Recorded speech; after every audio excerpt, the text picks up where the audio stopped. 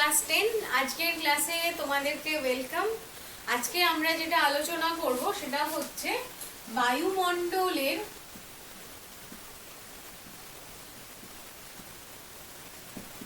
বিভিন্ন স্তরের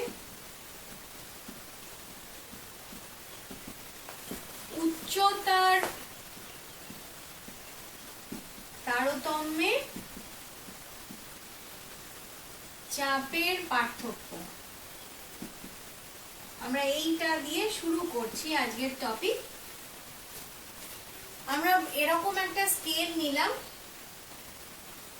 এই বরাবর আমরা উচ্চতাকে প্লট করব কিলোমিটারে, উচ্চতা কিলোমিটার, আর চাপকে প্লট করব বায়ুমণ্ডলীয় চাপ। বায়ুমণ্ডলীয় চাপ এই এককে আমরা চাপকে প্রকাশ করব। এক বায়ুমণ্ডলীয় চাপ ইকুয়াল টু 76 সেন্টিমিটার পারদ স্তম্ভের চাপ।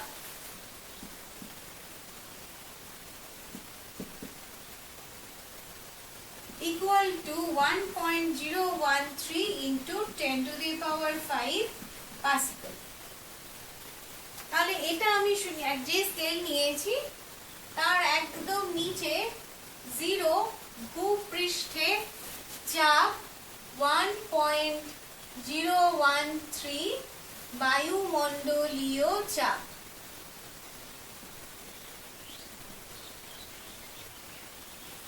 বায়ুমণ্ডলীয় চাপ 20 যখন কিলোমিটার উচ্চতা হবে তখন চাপ 10 টু দি পাওয়ার -1।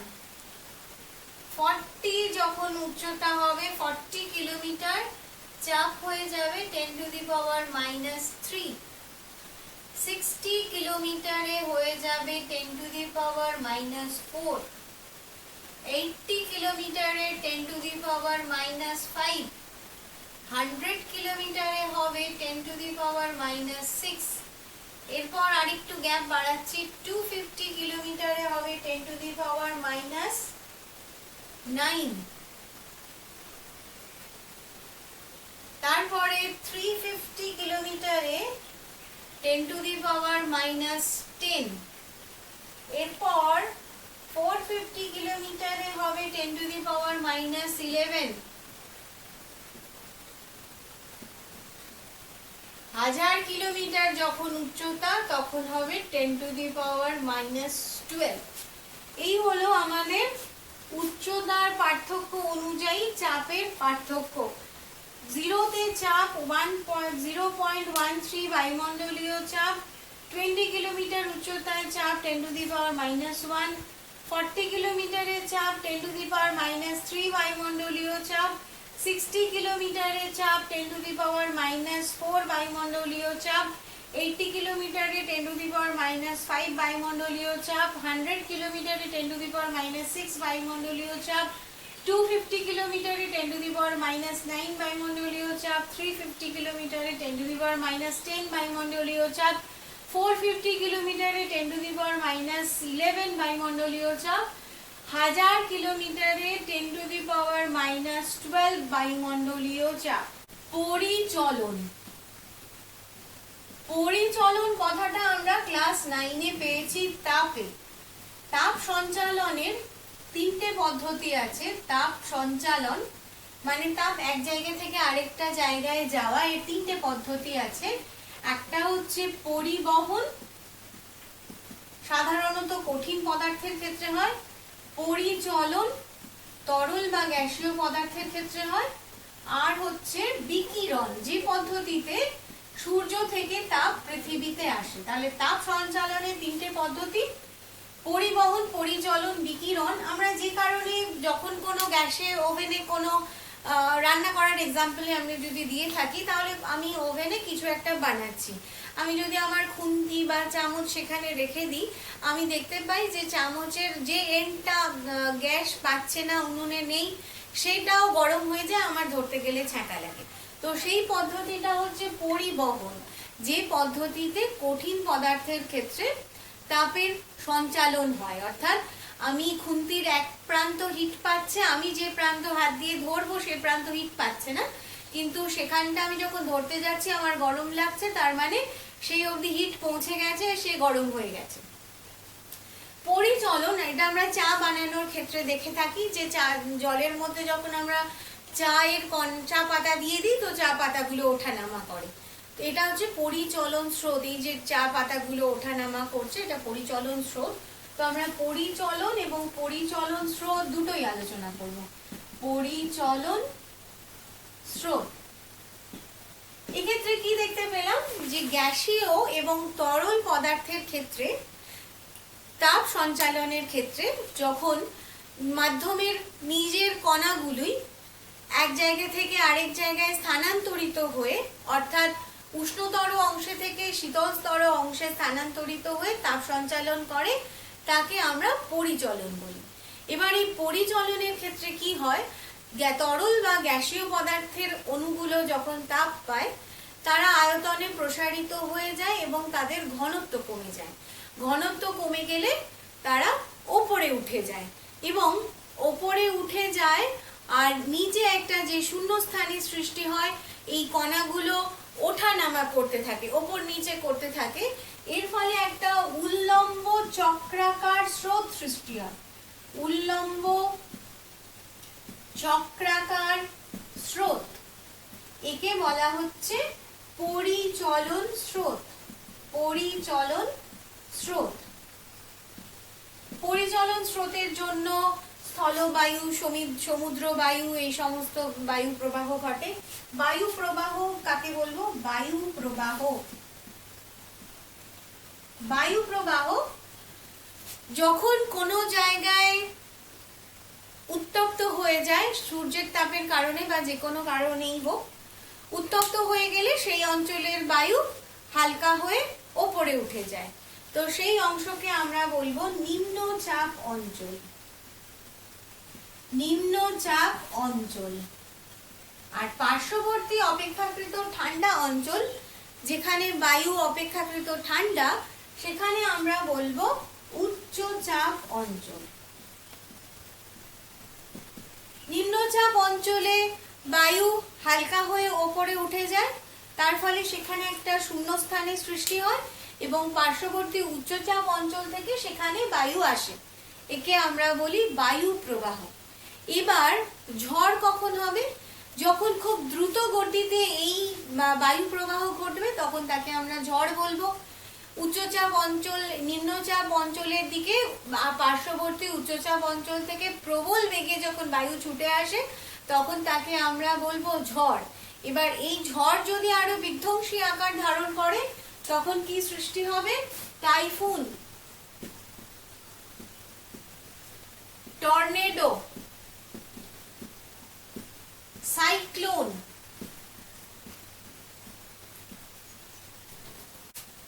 ওজোন স্তর। ওজোন স্তর কোথায় আছে? স্ট্র্যাটোস্ফিয়ারে। স্ট্র্যাটোস্ফিয়ার, স্ট্র্যাটোস্ফিয়ারে ওজোন স্তর আছে। ওজোন স্তর কি করে? ইউভি রে, ইউভি অর্থাৎ আল্ট্রাভায়োলেট রে, অতি বেগুনি রশ্মি শোষণ করে। অতি বেগুনি রশ্মি শোষণ করে, এর ফলে জীবজগৎ এই ক্ষতিকারক রশ্মি থেকে রক্ষা পায়।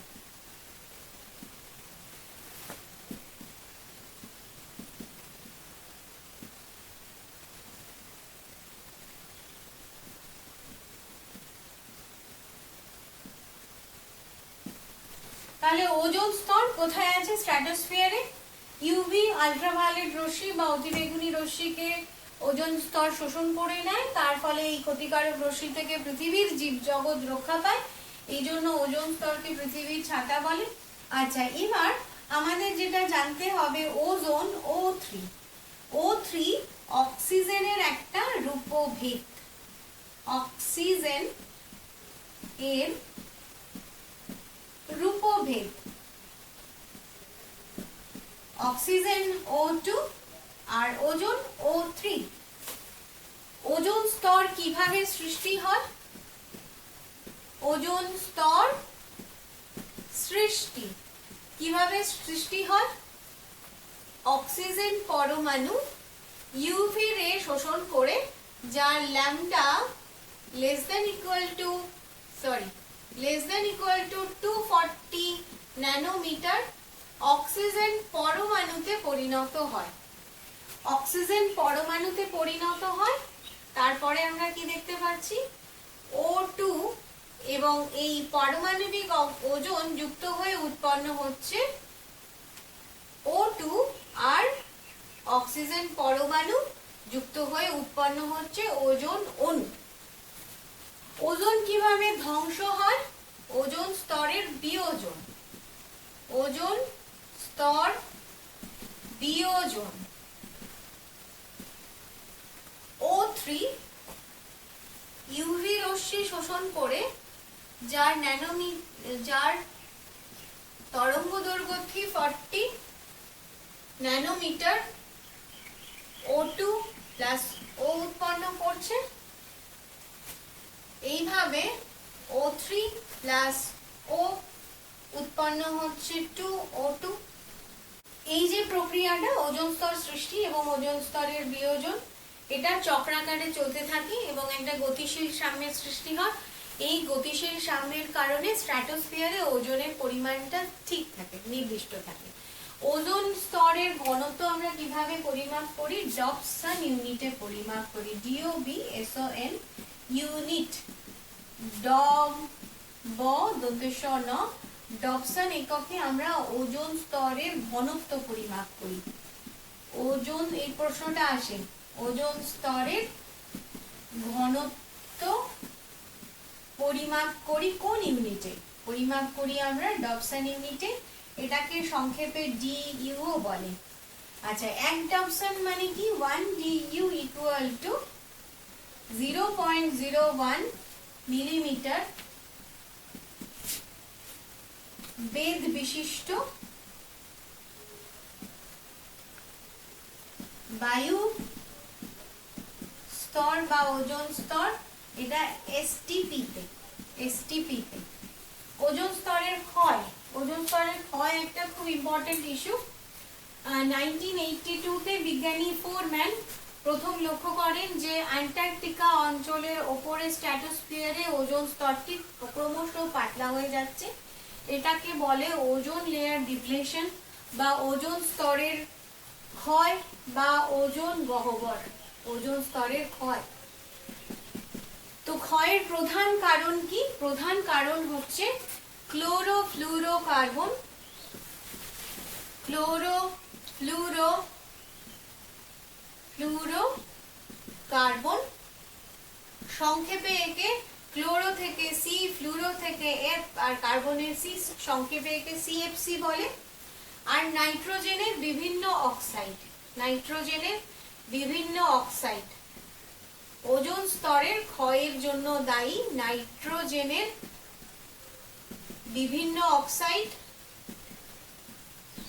প্রধানত NO। এবার CFC আমরা কি কি উৎস থেকে পাই? CFC রেফ্রিজারেটর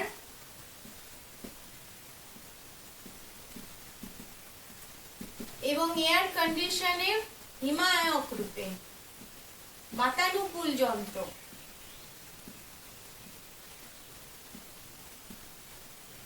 হিমায়ক রূপে অর্থাৎ এসি এবং ফ্রিজে ঠান্ডা করতে যা ব্যবহার হতো। নাম্বার 2, প্লাস্টিক উৎপাদনে ফোমিং এজেন্ট রূপে।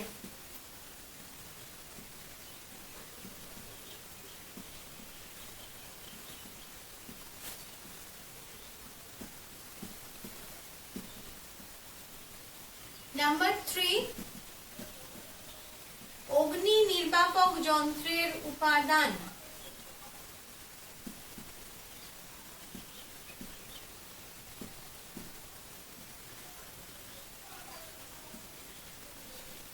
নাম্বার 4,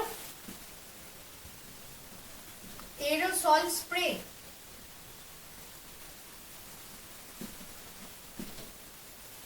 আচ্ছা, এবার ক্লোরোফ্লুরোকার্বন কিভাবে ক্ষতি করে ওজোন লেয়ারের?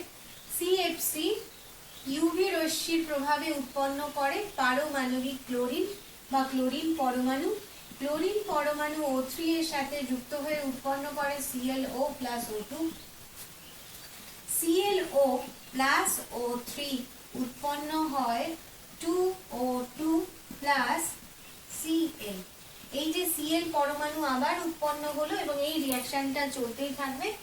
একটা Cl পরমাণু এক লক্ষাধিক ওজোন পরমাণুকে ধ্বংস করতে পারে।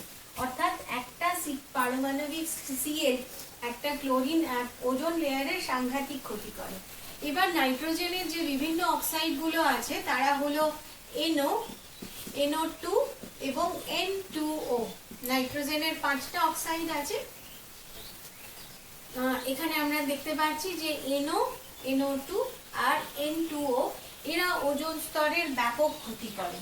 যখন স্ট্র্যাটোস্ফিয়ার দিয়ে জেট বিমান চলাচল করে তখন বর্জ্য হিসাবে প্রচুর পরিমাণে NO গ্যাস উৎপন্ন করে। স্ট্র্যাটোস্ফিয়ার দিয়ে জেট বিমান কেন চলাচল করে? কারণ বায়ু পরিমাণ কম থাকায়, ঘনত্ব কম থাকায় জেট খুব বাধাপ্রাপ্ত কম হয়।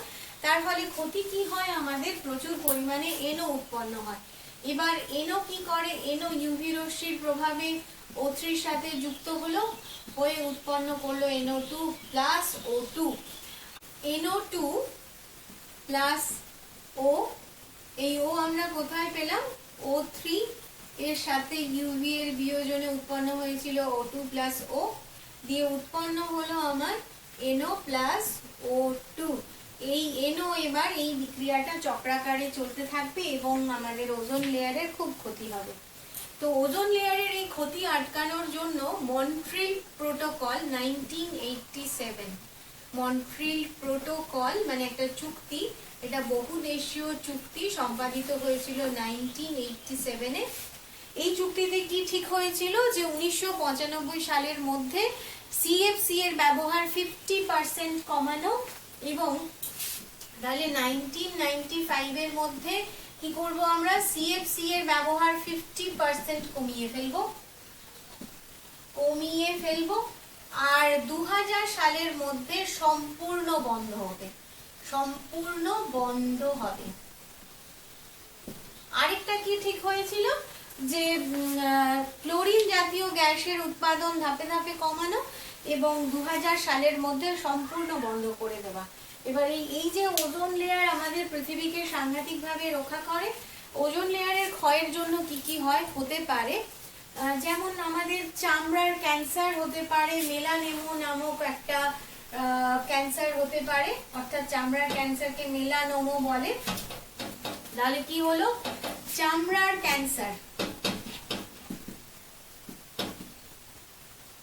চোখে ছানি পড়তে পারে, চামড়ার ক্যান্সার, মেলানোমা,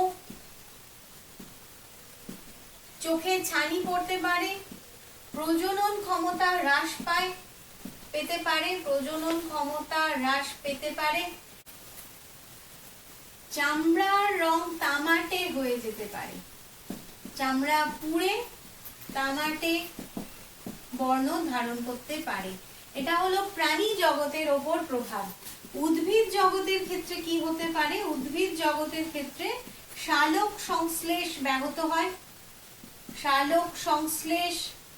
ব্যাহত হতে পারে, আর পাতা বিবর্ণ হয়ে যেতে পারে, আর শস্য উৎপাদন ব্যাহত হতে পারে, আর কি হতে পারে? বীজের অঙ্কুরোদ্গম ব্যাহত হতে পারে। বায়ুমণ্ডল অর্থাৎ পৃথিবীতে যা জল আছে তার উপর কি প্রভাব হতে পারে? সেই জলে যে সমস্ত বসবাসকারী ফাইটোপ্ল্যাঙ্কটন আছে তাদের সালোক সংশ্লেষ ব্যাহত হতে পারে, এবং সেই সমস্ত ফাইটোপ্ল্যাঙ্কটনের সাহায্যে যারা জীবন ধারণ করে তাদের বিনাশ ঘটতে পারে। জলবায়ুর পরিবর্তন কি হতে পারে? জলবায়ু, ইউভি রশ্মি, ওজোন স্তর ক্ষতিগ্রস্ত হলে ইউভি রশ্মি পৃথিবীতে এসে পৌঁছবে, তার ফলে পৃথিবীর উষ্ণতা খুব বৃদ্ধি পাবে এবং তাতে যেটা হবে যে জল খুব দ্রুত বাষ্পীভূত হবে এবং তাতে জলবায়ু পরিবর্তন হবে। আজকের ক্লাস এই পর্যন্তই। আজকে আমরা অনেকগুলো ইম্পর্টেন্ট টপিক আলোচনা করেছি। মন দিয়ে ভিডিওটা দেখো।